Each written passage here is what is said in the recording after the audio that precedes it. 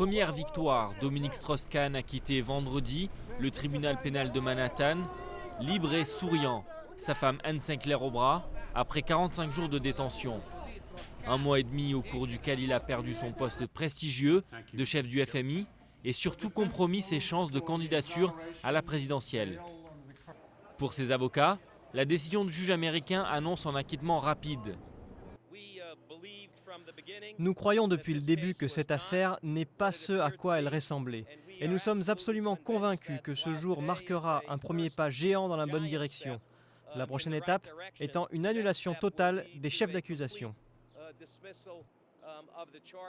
Lors d'une brève audience surprise de 10 minutes, le juge a levé le placement en résidence surveillée de DSK.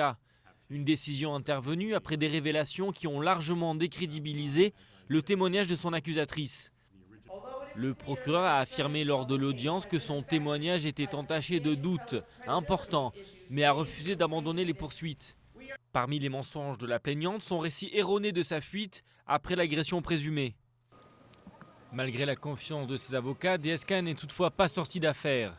Le juge a décidé de ne pas lui rendre son passeport et l'avocat de la plaignante a maintenu ses accusations, avec des détails très crus.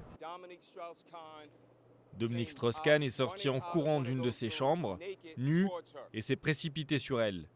Il a attrapé sa poitrine en premier et a commencé à l'attaquer. Il a ensuite saisi son vagin.